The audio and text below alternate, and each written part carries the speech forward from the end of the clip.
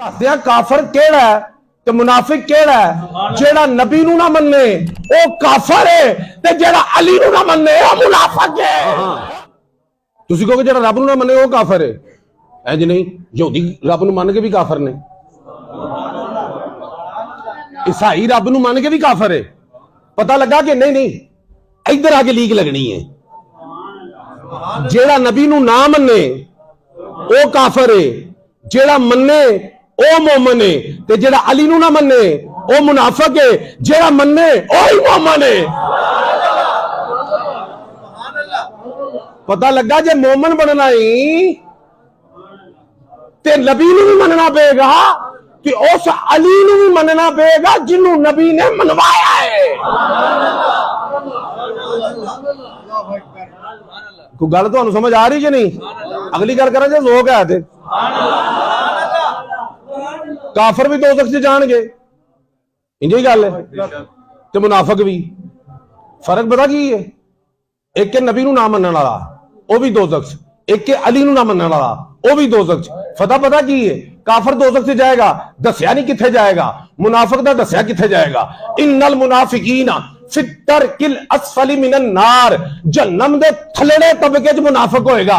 कि जिन्ना भी दो शख्स उत्ते हिसाब किताब होएगा ओदा असर भी ओदे ते होएगा। एक ते अपना वेखो ना, किते कोई दब जांदा है ते जेड़ा थल्लड़ा दबया ओदा की हाल है, ते जेड़ा उत्ते ओदा की हाल है। दबे सारे ने। उनको समझ आ रही है? तशरीह का टाइम नहीं आ रही है ना।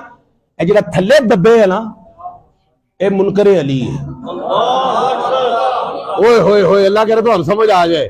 रब दा कुरान है, मुनाफिक जहन्नुम के निचले तबके में होगा, उत्ते सारे। दोज़ख नूं भी क्या है, ए अली दा मुनकर है, इनू दब के रख। सरकार ने भी किया ठप के रख, इन्होंने भी किया दब के रख। यार कोई मजा नहीं आ रहा ताड़े सुनने का। उन्होंने क्या दब के रख, ठप के रख। ठप के वाली मैनू गल की याद आ गई है, चलो सुना देना तुहानू। सुना दिया। वो 10 बंदे सन बड़े हरामी किस्म के ना, बड़िया साजिशां करन, बड़ी बकवासत करन, बानी इस्लाम के बारे भी तो इस्लाम के बारे।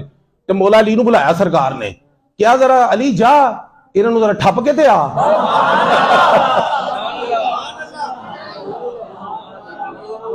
इन्होंने जरा ठप के। मौला अली हाजिर होए, सरकार हाजिर हो गए ना, टुर पे 4 कदम चले ना, फिर पीछे मुड़ के सरकार ये जाते ठप दिया कि कोई थोड़ा बहुत समझाना भी है। अल्लाह करे तो अली समझ आवे। मैं ते अली पाक दे अंदाज पढ़ के मैं ते जरा ना मलंग हो गया। क्या सरकार ये जाते ठप दिया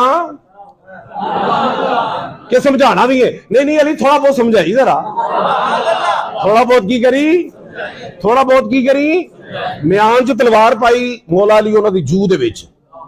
उन्होंने क्या बैठे सन सारे इकट्ठे, क्या मैं अली हूं, अबू तालिब का बेटा हूं, रसूलुल्लाह का गुलाम हूं।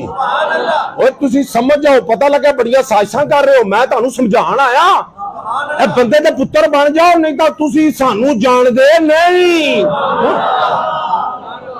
तुसी सानू जानदे, बंदे दे पुत्र बन जाओ, तुसी सानू जानदे नहीं। वो एक बंदा उठिया, उन्हें कहा कौन है तू? मौला अली ने म्यान चो तलवार कढ़ी, जिवें एवें गाजर ते मूड़ी नहीं कट्टी दी इंज करके, धौन ला के ना खून साफ किया, तलवार म्यान च। तो हाँ मैं कह रहा था कि मैं अली हूं, अबू तालिब का बेटा।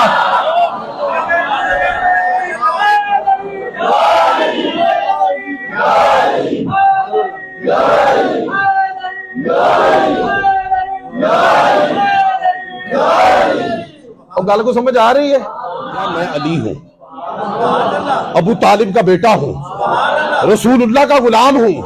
बंदे ते पुत्र बन जाओ। एक दूजा बोलिया, ऐसा नहीं सुननी तेरी गल, तू साडा बंदा ही मार दिता।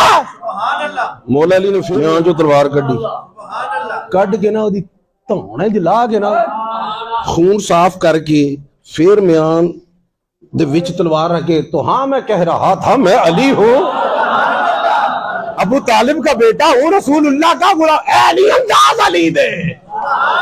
और गल को तुहानू समझ आ रही है कि कोई नहीं आ रही? मैनू ठप तो गल याद आई ना, मैं क्या चलो गल भी तुहाडे समातां दी नजर करदे आ। है गल को समझ